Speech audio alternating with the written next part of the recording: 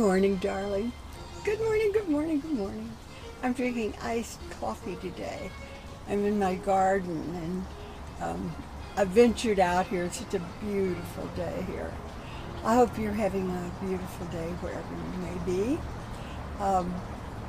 My energy's kind of low today, but I wanted to just talk to you and just talk, amble along. But I'm going to drink some coffee first. I hope you are too. Having my son here was quite wonderful. We got along really well.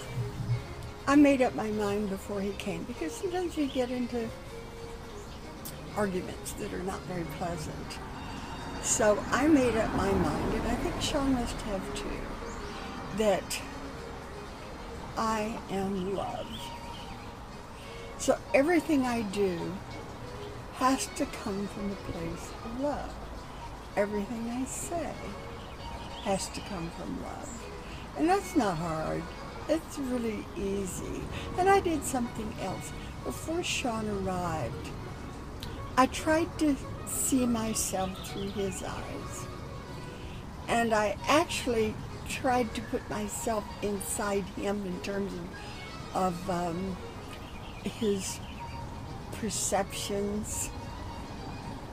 And it was very interesting, kind of interesting thing to do. Because so often, I guess, we don't really see the other side's point of view. Because we do get so imbued and so stuck in our own view and being right. And,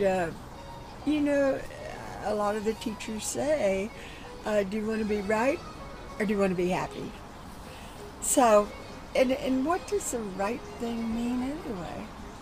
But anyway, I was so glad he was here and we had just a wonderful time.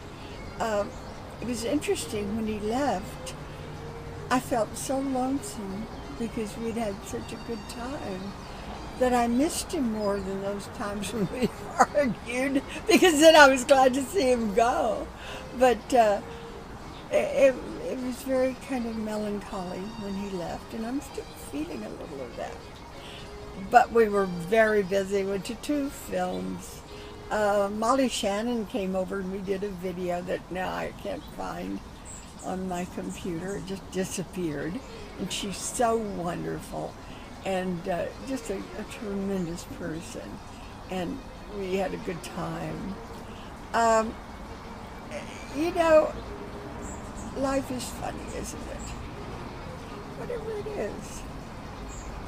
We have to make it one of love, I think, because that's all that matters in the long run, love.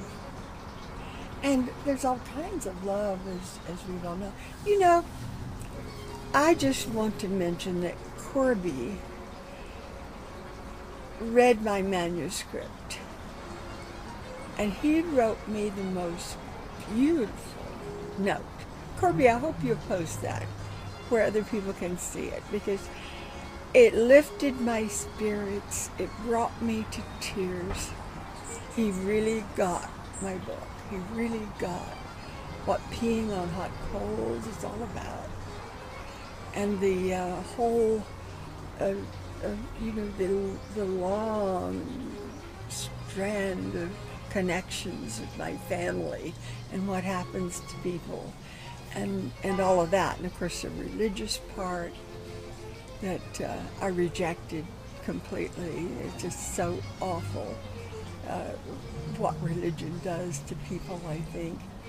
And everyone wants hope, don't they? We all want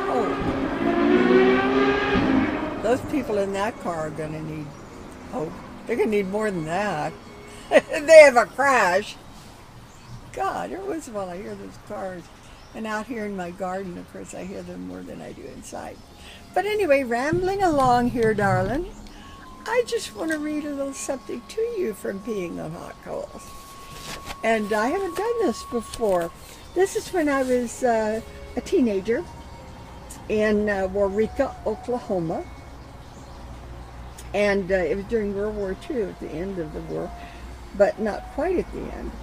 And Saturday night was the night to be seen dragging Main Street, decked out in your spiffiest outfit, riding in a boyfriend's car, if you were lucky enough to have a boyfriend. He was lucky enough to have a car. A song I heard blaring from jukeboxes on Main Street. Saturday night is the loneliest night of the week. It seemed to be exactly the way the soldiers must feel, so far from their families. The fellows from Shepherd Field were bound and determined to ease that loneliness by imbibing as much beer as their bodies could hold, and all too often more than their bodies could hold. When the blistering summer sun crackled against Waurika's pavement on Sunday morning, the stench of fermented malt regurgitated by Saturday night cowboys and 90-day wonders was enough to make even the most devout not venture out until the streets were hosed down. As I walked along the main drag, the only drag actually, the sour odor billowing out in stomach-churning vapor from bars and cafes such as Rattlesnake Bill's, Slim's, and Snake Eyes, caused me, the pious daughter of two Christian ministers, to pull the scarf covering my pin curls off my head and across my nose. "Patsy Lou," Mama said, "don't you ever dare let me hear tell of you going into one of them beer parlor honky-tonks, or I'll thrash you with an inch of your life." And she would have, too.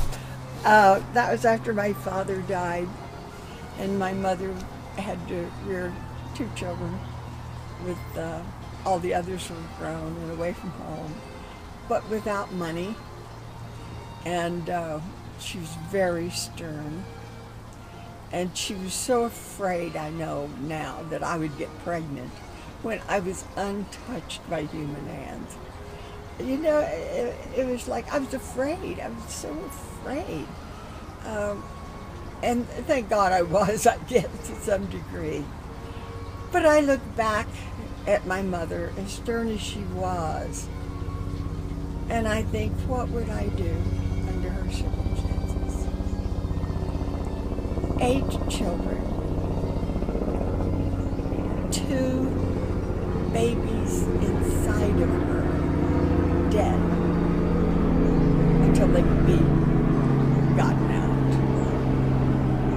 A toddler who died 11 months before I was born. So she was grieving.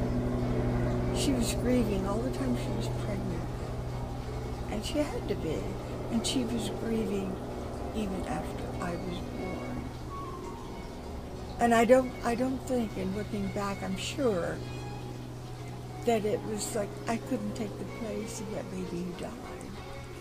And interesting observation to come to. But, you know, you can tell my energy's down today, can't you? But I wanted to talk to you.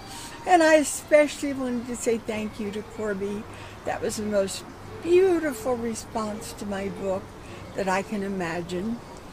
And you're a darling to have done it. I've gotten responses from other people and great praise, you know, from Armistead Maupin and David Sheff and people, you know, that are writers. And they've written beautiful things about my book, which is coming out in September. But Corby, you get 5 stars, darling. Bye. Mwah.